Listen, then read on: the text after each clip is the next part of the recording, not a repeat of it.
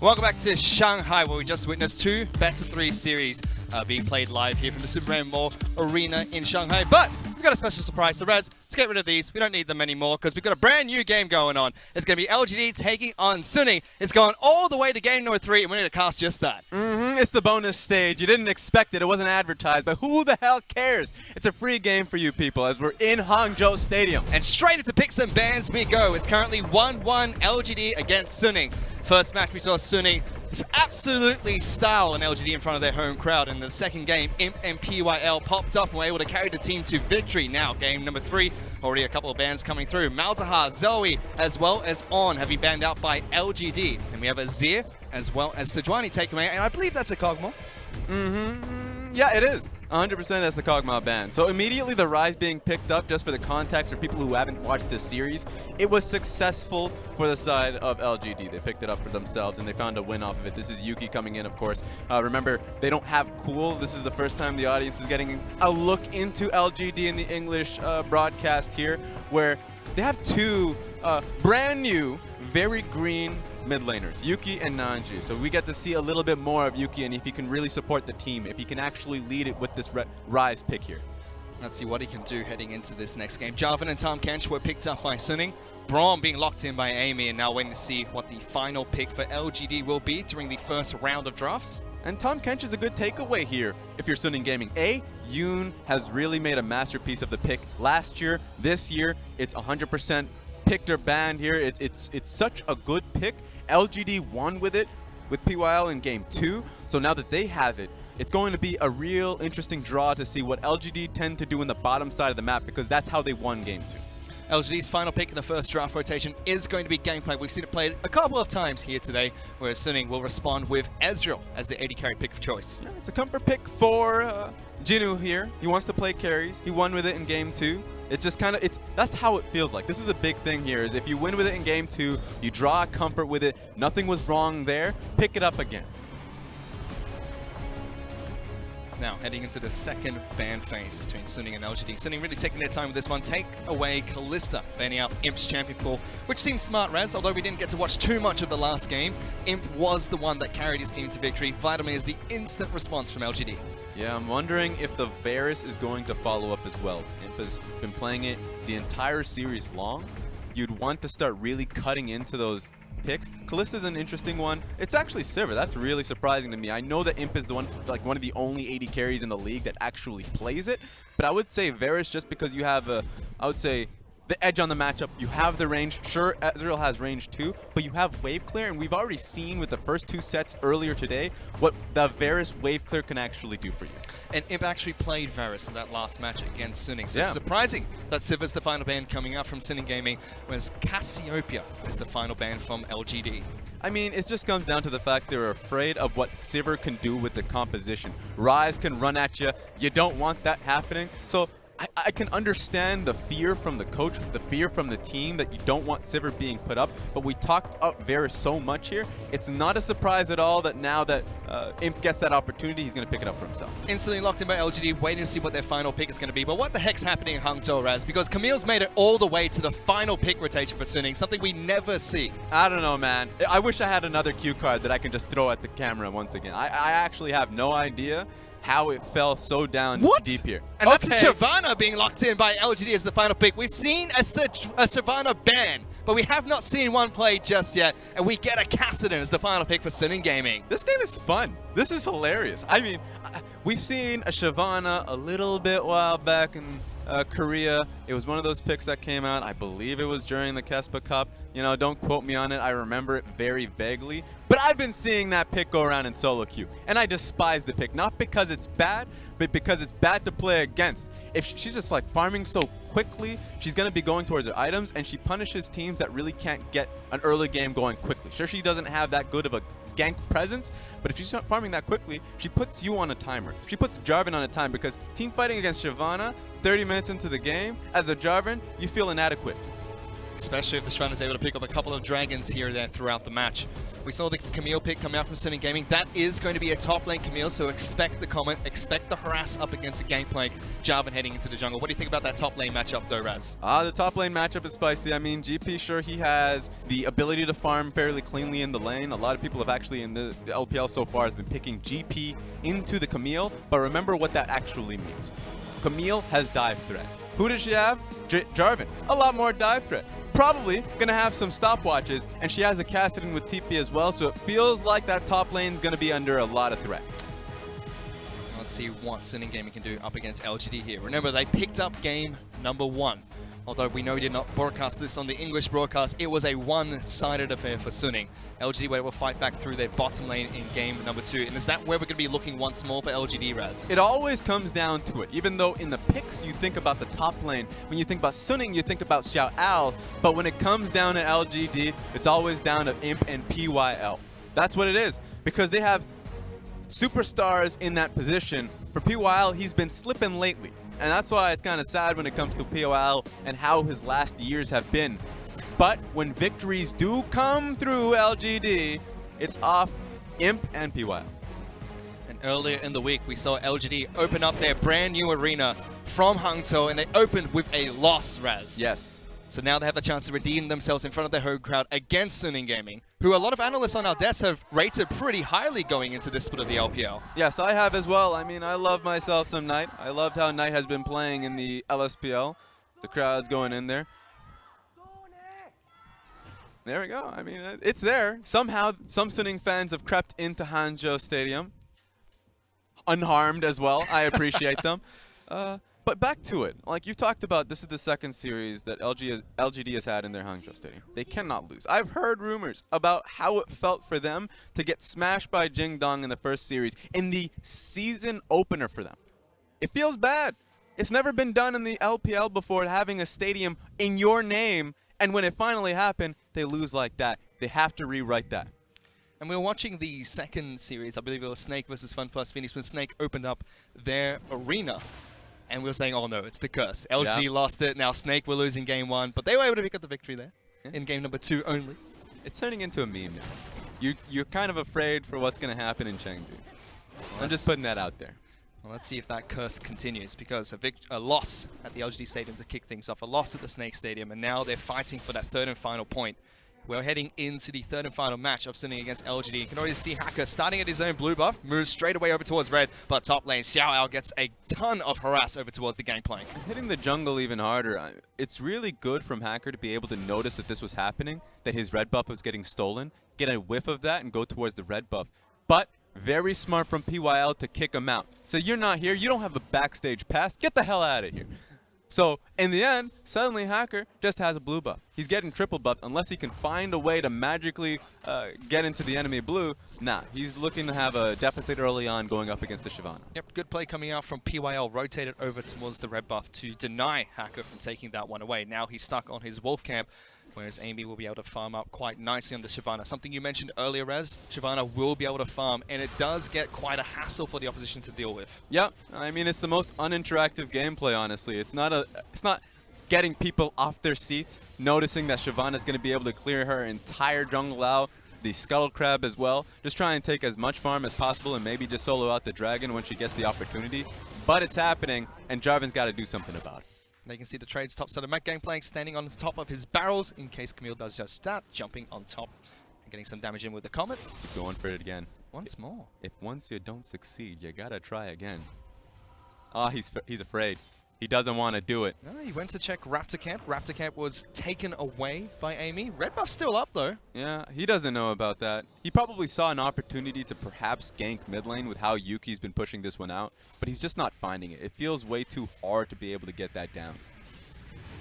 Knight going to be using his first teleport to get back into the mid lane. Whereas top side of Map Gangplank gets some good damage down, and it's first blood to the Gangplank. The man is burning alive, and we've seen this twice already. 2 Gangplank plays where he's like, I've got you burning. I don't have to chase you. I already know how much damage it is going to take to take you down. So, I mean, Jinwoo just sits quietly, gets a solo kill. Definitely a trial by fire, and it's going to be Xiao who will be forced to teleport back into the lane. Let's see if Gangplank does the exact same heading back to the top lane matchup. a good start for the LGD top laner. Yes, and the crowd's starting to get into it. As we're looking back at the replay, you can see the reasoning for Xiao to go in on this. Jinu has no mana. That's all it comes down to it. Not going to be able to throw out a Q, or at least 2 Qs. So, I mean, this is a fairly long replay for exactly what's being shown, but it finally guns up. Oh, it wasn't even going in on him. Just went for the little low sweep res. Yep. And Kleptomancy saved him there. He got a blue pot. He got a mana pot res. That's very sad. Woo! But yeah, Xiao, he was kept honest. At the end of the day, he thought he could farm up. Not going to happen. So 1-0 to LGD. They get a slight gold lead on the top side of the map. We can check in with the rest of the lanes. Fury actually doing fairly well at the bottom side of the map against Imp. But it's still a lot of focus on the Shyvana, a lot of focus on the top side of the map. Amy will finally clear out his own red buff. Yeah, I mean, right now Shyvana is ahead of the pace, as we were kind of alluding to. I am a little bit surprised that Fury and Yoon are doing this well in lane. Sure, Braum is a good safety point for the Varus, but it's been interesting. Perhaps they've been taking a few bad trades. Perhaps Fury's been finding a few Qs in the lane. We finally get to take a look at that bottom lane. Very safe lane, Ezreal as well as Tahm Kench. But Raz, Hacker, once again, happy feeding. He's inside of Amy's jungle. Not going to find any camps, going back to base once more. Slowly, that farm deficit is increasing. This is exactly what you talked about. Tell me, Raz, what has to happen here for Hacker? Because nothing's working out for this Jarvan. Yeah, it's a low-value surveillance camera. He's trying to find everything, but then he's... Like, that's the exact part he's missing, is what's happening in his own home. He's lost Grump. Probably lost Wolfcamp. I wonder if Amy's going to go for it. I actually think this might be a bad idea, only because I have foresight into what the hell Hacker's going to run into. But it's a level 3 Jarvan against a level 5 Shyvana. Hacker will take 4 from that smite, now looking for the rest of his team to collapse. Ezreal as well as Tahm Kench on their way. Kassadin's going to blast Cone over as well. Riftwalk comes in from Ryze. Yuki's going to try and lock him down. Kassadin fairly low, but Amy does fall for that invade. Now Yuki's the one that's in trouble. Ignite is ticking. Ryze in trouble. Flash over the wall. Hacker follows through, and it's going to be Yoon that picks up the kill with Ignite. Might be able to find PYL as well. That's a flash forward. Tahm Kench on the hunt. Imp was stuck farming bottom lane. Imp getting a bit greedy there, Raz. I mean, there was no play to be seen. Sure, I think Imp was just realizing he can push it in. Maybe they lose a wave off of the entire play. But the disaster started with Amy thinking he could take a Wolfcamp. When things are going so well for you, why not take an extra step is what he thought. But that was a bad step. He goes for Wolfcamp, and they're just not even going to show it, because this is when it started to matter. They start to jump on top of the Shyvana. The team of LGD are like, okay, maybe we can help you, but that's the wrong mistake. That's the wrong decision here. And right as we were questioning Hacker, what does he have to do? It's just being gifted to him. He finds Amy inside his Wolfcamp. We'll be able to catch up slightly. Shyvana's still holding on to a nice CS lead, though, in the jungle. We'll have to keep tabs of that, because that could help out LGD in the long run. Yep. I think the biggest tail, or at least the telltale here, is going to be in the mid lane specifically, just because the Kassadin was able to get a lot of gold underneath him. So sure, Shyvana is going to be able to get back onto the map and should keep that pace going. But if your lane is starting to lose, then you got to start to wonder, what's your next step? Amy's still going to continue farming. Has ticked to level 6, so Shyvana does have that dangerous ultimate available. We were taking a look at the top side of the map. We might continue to do so because Amy is walking up here to get behind Jinu. But Gangplank, although a kill ahead, still not doing too well against this Camille matchup. It's kind of tough. I feel like the lane has been in this position forever. Every single time the observer takes a look up topside, Xiao Al has had the wave clear, or at least the wave specifically in this position, which is the safest position Xiao Al could have it in.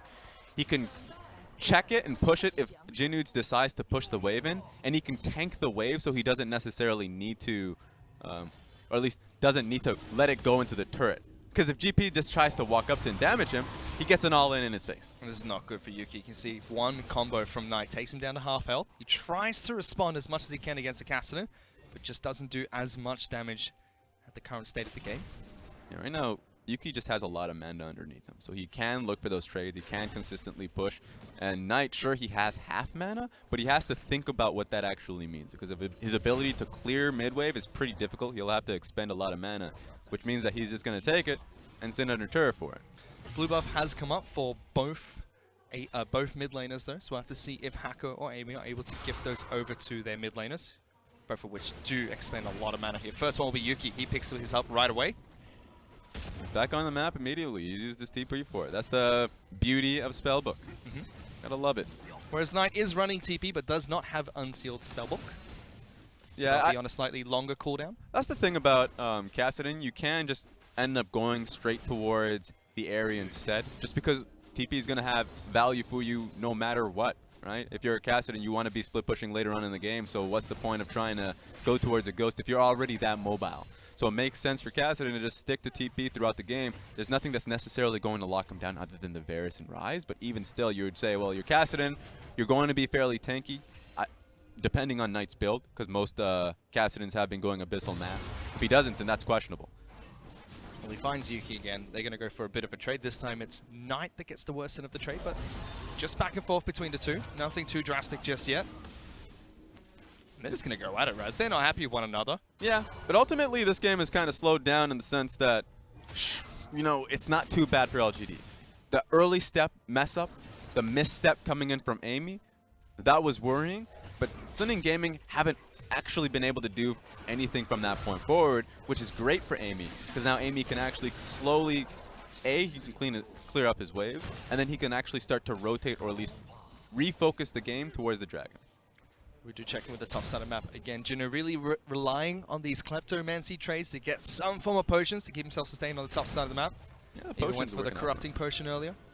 Potion's looking good for him though, because he's been getting chipped out so much. Ooh, get out of there. That's an interaction. Amy tries to take down Hacker. He just flags and drags his way away.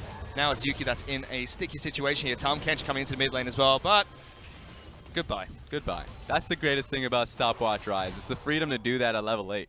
What kind of nonsense is that? At the very least, he still gets punished. He still has to base, and that means this could be a free tower here for Suning. Might certainly be. No rotation coming out from LGD's bottom lane, but the safety of the Cannon Barrage stops that push from Suning. It's safety, but Suning have to think the next step. Because if Jinu's Cannon Barrage is being used for ulti, or at least wave clear mid lane, then top lane has to be the next focus, because you know what? Jinu suddenly doesn't have the ability to back himself up if he gets dived. Right now, I actually want to see Hacker then push focus towards top lane and try and get a dive. Usually GPs would want that to happen, but if he actually used ulti to get mid lane out of the sticky situation, then he can't really protect his own. And still no focus on either of the neutral objectives, Raz. No one has looked towards Rift Herald, no one has made a play towards the Dragon, which is surprising, especially with a Shyvana in the match. Yeah, it's a little bit of fear from both teams, I'm not going to lie.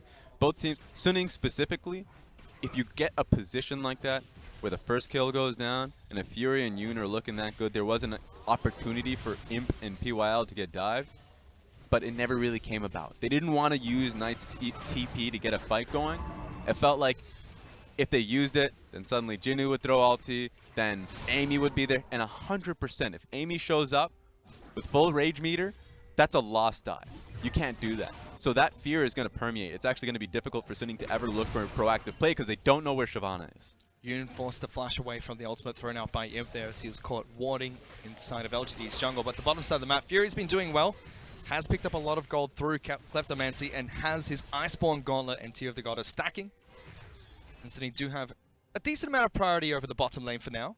Yeah, they got good scaling on their team, honestly. If Fury is getting to the point, usually this is the weakest point for an Ezreal, 12 minutes into the game. Sure, he has a little bit of armor, but he's trying to get to a 20-minute point. But Yuki! That's a play in the mid lane, trying to collapse onto Yuki. Hextech GLP thrown out by Knight as well, but they just get the flash out of the Ryze. I mean, that's nice, the fact that Ryze doesn't have flash anymore. It could mean a lot for the next team fight, but that means that Suning have to force that next fight. If they don't do anything with it, then that's just Yuki getting out for free. And again, checking with the top side of the map. Junu's Cannon Barrage is about to come back up, and Xiao. Oh, let's not have a replay of the top lane. Ooh. Right now, Jinu's doing a really good job at just keeping top lane pressure off of them.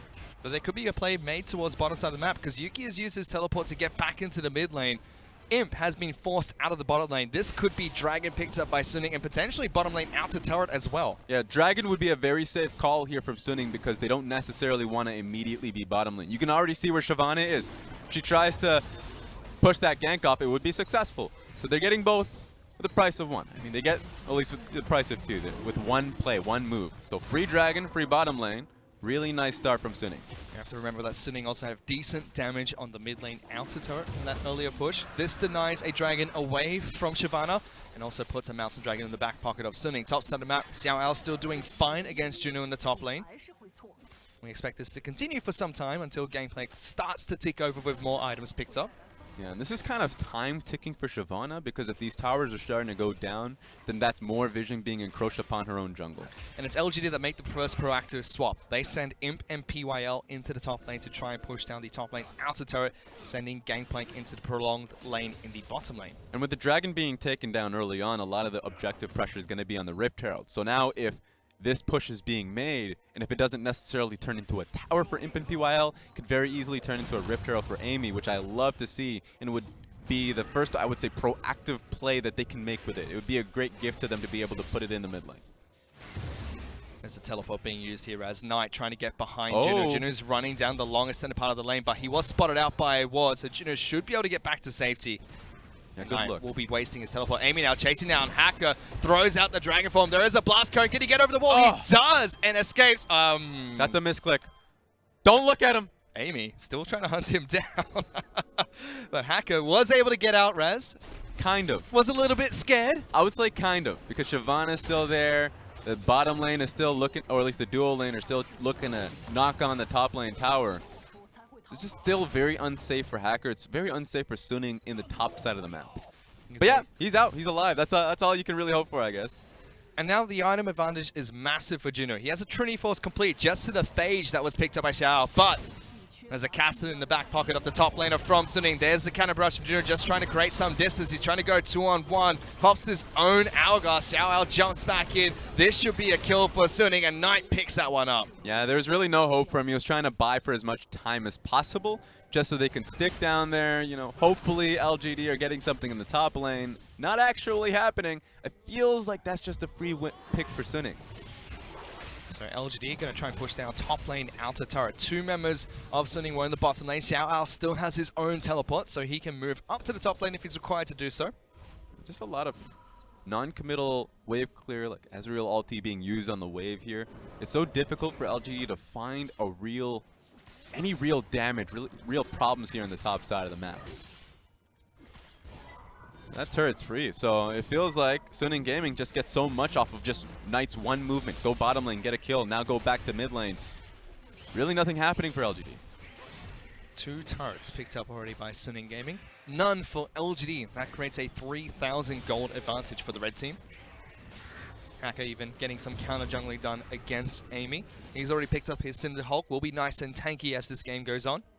Yeah, I think it comes down to the time frame for when Amy is going to be really strong. He wants to go towards a frozen mallet so he can have some HP, can be able to chase people down, because Hacker's been successfully eluding him, just being able to get out of there. Sure, the blast cone did wonders for Hacker, but if he gets a frozen mallet pretty early on, then that really won't be something that he'll be hoping for. There's Imp going aggressive top side of map. PYL was waiting in the wings. But good play coming out from Suning. Fury will be able to arcane shift away, and Young will eat him up and take him back to safety. Yeah, it's the annoying time catch once again. Doesn't matter what pick you get, if you can hit your various skill shot, you just get eaten and transported to a new distance. I don't like this champion. I don't like this champion at all, Fish. Well, there's a reason why a lot of teams are banning it out, Raz. They don't like it either. But it is Suning that have been able to pick it up. The game's gone a little bit quiet once more, but Suning should be in a very comfortable spot here. As you said, they are scaling up. They just had to watch that ticking time bomb of Amy, and Hacker seem to be in a decent position now. Yeah, you talked about how the game's getting quiet. It's mostly because both of these teams are afraid of making that one crucial mistake with how snowbally the compositions can get from both teams. 1-on-1 in the bottom lane. Gangplank gonna get the ultimate down. So does Xiao out, but Rise has been delivered down, and Amy was waiting in the wings. Yuki picks up that kill. There we go. Nice response from LGD. You did it to kill Jinnu, and now they're doing it back to Xiao out. Feels like both top laners here are getting a lot of help. So I wonder who's gonna get the next help. Who's gonna be hopping in? Is it gonna be the Cassidy? Is it gonna be Rise once again and impact that solo matchup? Gives LGD some breathing room. They were 3,000 gold behind. That's brought them back a little bit closer. Now 2,000 gold behind Suning. They've got some decent scaling themselves, Raz. I mean, Varus is no shy character in the late game. Rise and Gangplank do alright. They're no Cassidy, but still okay. Yeah, it's kind of weird because there are scaling elements for both teams. That's true.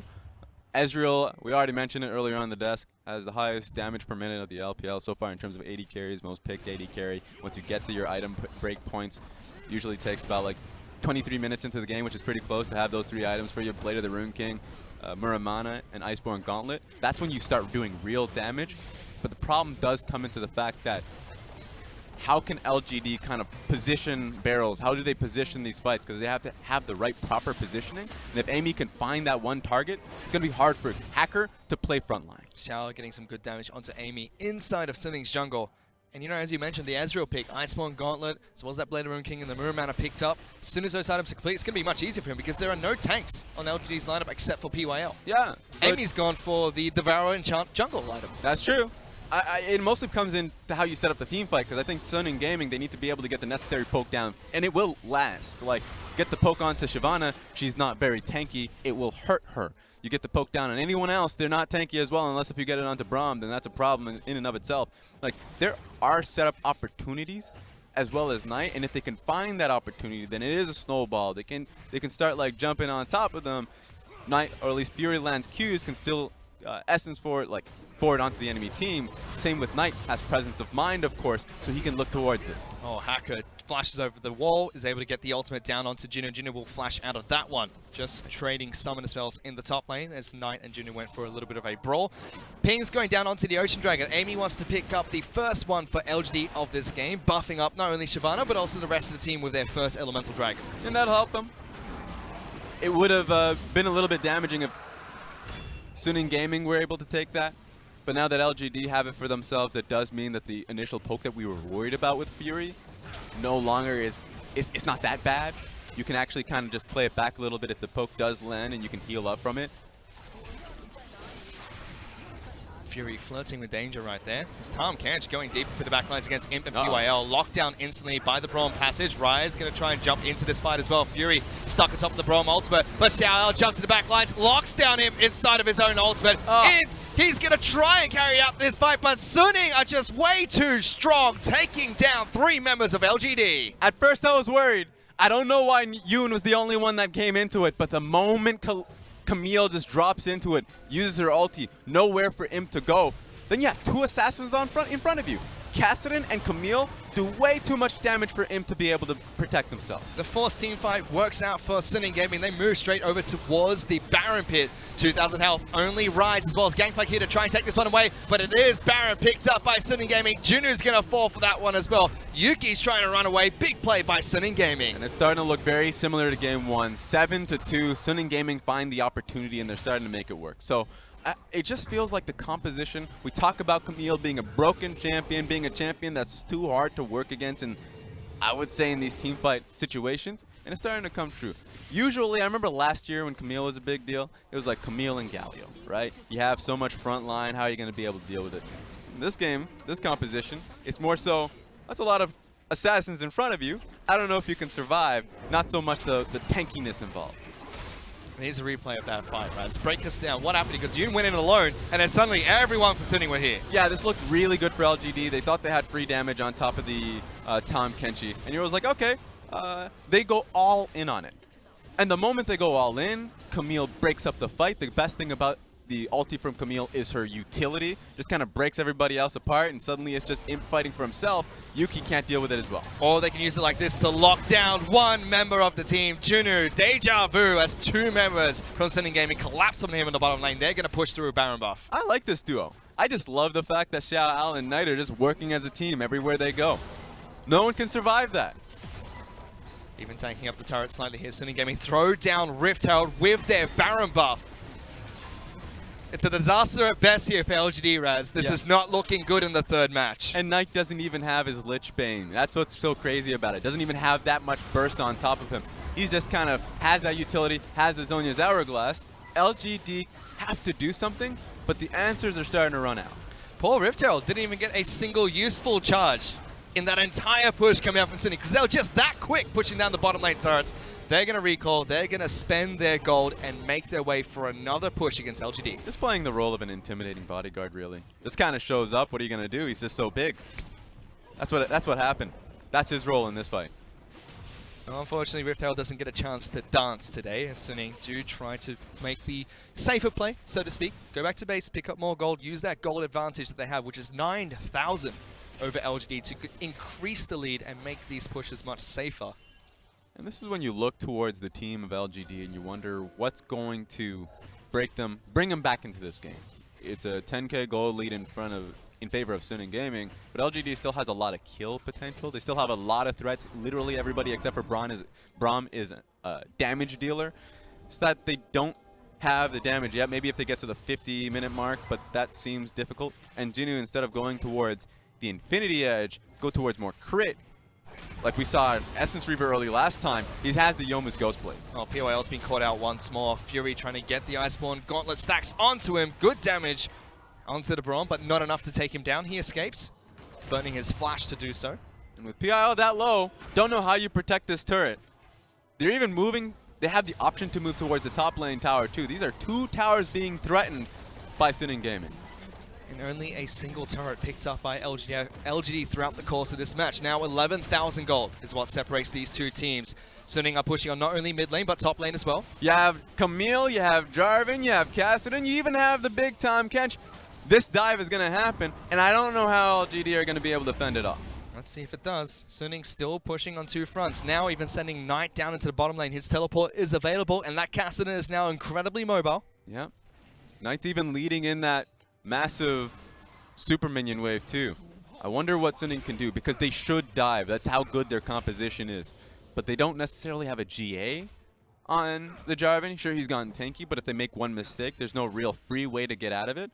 So I think Suning are starting to take this one slow. They don't want to find themselves losing a game for free. Well, they get a lot of it out of it, Raz. They get a team fight, they get Baron, they push down a couple of turrets and an inhibitor. So now they're just going to look and see if they can reset once more. Suning taking the safe route against LGD. Yeah, I mean, whenever we talk about Suning, it's always the safe route, isn't it? It's always like, you know what, if LGD was in that position, they would go straight for the fight. We have a lead, let's go for the lead. Well, or at least let's go for the win. Well, there's a team that's winning in this game, Raz. It looks like they're going to win the best of 3 series. I wonder which one it is. Yeah, you know what, that's fair. That's a fair criticism. I'll just say right now, Suning can benefit with a little bit more gusta. Well, we see the gold lead between the two sides. Ezreal, 3,000 gold ahead of Imp. Earlier on, it would have been through Kleptomancy, but now through the massive leads that Suning have created across the map, it's going to be attributed towards that. 10 stacks of Dark Seal picked up by Knight as well. He has his Zhonya's Hextech GLP. The Leandri's Torment picked up as well. This Kassadin is incredibly strong. And there's the duo once more, Rads, waiting for this poor man. He's just a little pirate. Don't do it to him. They're chasing him down. Xiao flashes forward. He's locked down in the arena. Yuki's going to try and join the fight as well, but it's too little too late. The pirate has fallen. GLP being thrown in as well. Look at that. Even Yuki's too scared. He's going to try and get out of there as fast as he can. I mean, he was playing it as safe as he possibly can. Jinu was even afraid of taking Krugs, but it doesn't matter because if you are Camille, if you have Flash, you're jumping across the map. And with that pick, they're going to try and push down mid lane once more. This is the pick that opened up the inhibitor. Mid lane inhibitor turret is already so low, and Suning just make quick work of it, Raz. LGD eventually have to put up a last stand. Where is it going to be? I actually have no idea. I can't even answer for you. This last stand seems like it's going to happen in their own dreams. You look towards Shyvana. We were talking about the frozen mallet. That health crystal just sitting there, ruby crystal still sitting there because they decided that you need to be a tank. The game is accelerating too quickly. He said it's going to happen in their dreams, Raz. I'm pretty sure after this they're going to have nightmares. 2 losses if they lose this game on their home turf. Not a great start to the LPL for LGD. Yeah, that's fair. Definitely going to be getting a talking to after this. You don't want to start your 2 first series in Hangzhou Stadium like this. It just hasn't been a good few splits for LGD so far. I mean, last year they tried to make a late run. That didn't pan out for them. A few years before that, didn't look good for them early on in the splits.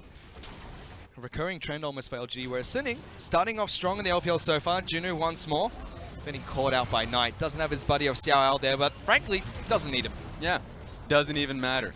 Kassadin's just that strong. 5, 0, and 4 at the time. And he's just that tanky. That's what's so afraid of this one, is that you don't necessarily have to go the full do-and-be build of Iceborne Gauntlet. You can still build AP, be ahead of the pace in the game, have a lot of HP, and just sit on top of people for life.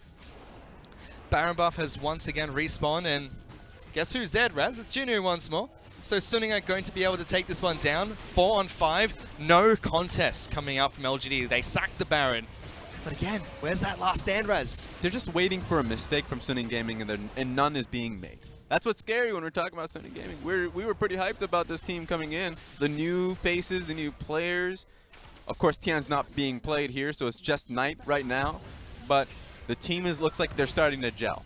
And the mistakes are just not being made. So LGD, they're waiting for an opportunity, but they're just getting picked up. This is the final inhibitor turret. Yes, bottom lane inhibitor has respawned, but this is the last proper objective to fight over before it's uncontested double super minions in every lane. Once Suning take down all the inhibitors. Fury being very aggressive here, and LGD are posturing for a fight. The only CC that's going to be reliable here is going to be on Imp. So Imp needs to walk up to look for that Varus ulti. And if he does so, he's probably going to get jumped on, so you can see the predicament they're currently in. Fury takes a bit of damage from the gangplank barrel, but not enough to push him away. Xiao Ao now jumps into the backlines, looking to wrap around with Knight. There's that duo we talked about before, and it breaks out into a team fight. Top lane inhibitor turret is going to fall. Knight jumping in once again. We see Java being eaten up. Xiao Ao diving straight into the backlines, but Suning once more taking these team fights nice and slow. LGD have repelled them from the inhibitor for now. Fury now going back in. That's the first kill for Hacker. Xiao Ao jumps on top of Imp. He's going to fall as well. Fury gets that kill. Knight all the way into the backlines right behind the Nexus. And they're going to try and push LGD back into the fountain, keeping them away from the entire map res. There's absolutely nothing they can do. Sunny, they're going to star on LGD. An absolute shellacking in game number 3. They take them down in front of their home crowd. Once again, LGD fall in their stadium, and Suning Gaming look pretty sick. Coming out of the week, 2-0. I don't think it can get much better for this team. People have been sleeping on them, Raz. Suning doing so well to kick things off, as you mentioned. We hope to see more from them throughout the rest of the split. Joining us to wrap out the night is going to be Zach Rusty Pie. Rusty, what are your thoughts on Suning so far? I'm not a rapper, Fish. I'm not sure how I'm going to wrap out the night, but I'll do my absolute best for you.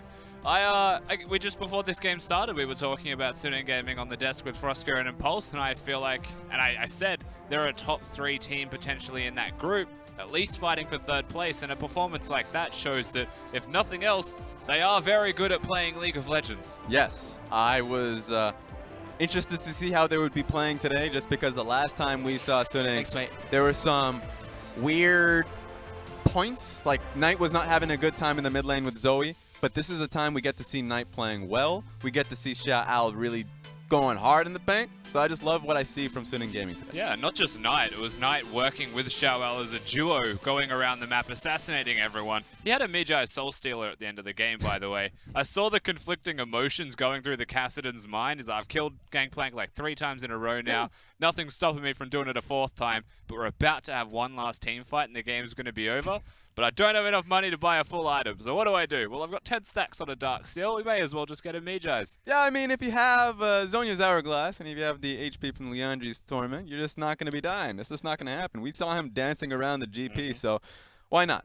Which is kind of sad for Jinu, because he got the solo kill against Xiao Ao in the top lane to kick the match off. And then it just looked like he was being picked on. And every time they took down the gangplank, Suning pushed for another objective. Was that the fault of the gangplank, or was that Suning making good plays? It's not Brittany's fault. It wasn't his fault at all. It was a moment where he was doing well in his solo lane matchup. Yeah, he was. he was doing well in his matchup. I wasn't ready for that, Raz. I was not ready. I wanted to pull it out.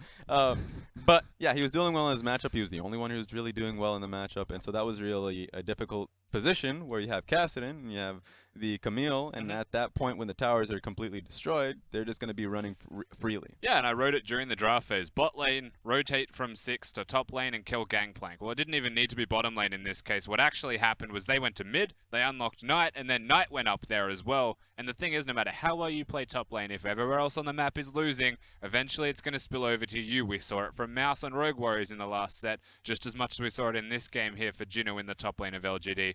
It's unfortunate for him, as well as he wants to play, it doesn't matter in the end. Well, hopefully the next team that plays against LGD is going to leave Brittany alone, because LGD, 2 games in front of their home crowd and 2 losses so far. Is this the start to a disastrous split for them, or, is it just the beginning? I mean, it's always just the beginning in a lot of cases. Beginning of a disastrous split. I mean, come on. I'm just saying, because I would say it's the beginning of the mid laner now, Yuki, of course, his kind of career, how he's going to be starting it off, if he's going to be improving, if the team can really gel well with it, because usually a lot of plays start with a mid lane, and I think in this time around he was kind of outmatched in a lot of cases. He tried to move with the team, and I think the team just didn't have a proper strategy how to take top lane tower when bottom lane was just kind of falling to pieces. So a lot of it comes down to how Yuki is going to be playing with the team, and then how strategy is actually going to be formed, because there was some good plays individually from top laner, but when they came down to making decisive calls and plays, it just wasn't happening. It feels like Yuki is not able to really perform on the big stage just yet. I've seen inklings of nerves from him. Obviously, it's very hard to say definitively he is nervous, but it looks like it in the way that he's playing. The Rise ultimate in the bottom lane was entirely unnecessary, but he freaked out and had to press all of the buttons to keep himself alive. And that's just like one example in a sea of them that you see from him in games like this. Going towards helping his team, Amy was the one out of position in the jungle at that stage. Yuki just wants to help, but he also needs to know when to say no to things like this. And to me, that's just because he is the newest member of the team, and he is still getting his sea legs, and he's actually trying to grow and understand how to play himself. Yeah, well, I agree. Well, that was the last match of Day 5, week number 1 of the LPL, but we still have one more day to come in this week. Tomorrow we have 3 more matches, and all 3 of them will be broadcasted on the English broadcast. First up, it's Billy Gaming taking on Team WE, followed by FunPlus X looking to take on OMG, and Snake going up against EDG in the 3rd and final match. Gentlemen, what are your thoughts on tomorrow's schedule? Any particular matches that you're going to be looking towards? I just love seeing Snake going up against EDG. We talk about the neighborhood battle, but it's no longer a neighborhood battle because one team moved to Chongqing. So I would love to see how that matchup goes. Yep, you saw my matchup. I'm also excited for that one. I would like to see FunPlus X perform well again. We've seen a lot of good things from them in the early game. They've struggled to close out games against OMG, who haven't really shown up at all so far. You do have strong expectations for FunPlus X, but on the flip side, I would like to see OMG exist. Well, thank you guys so much for watching today's broadcast on behalf of the entire broadcast team, as well as our analysts and as well as our casters. Thank you so much. Unlike what Dom suggests, please go home, get some rest, and we'll see you guys tomorrow.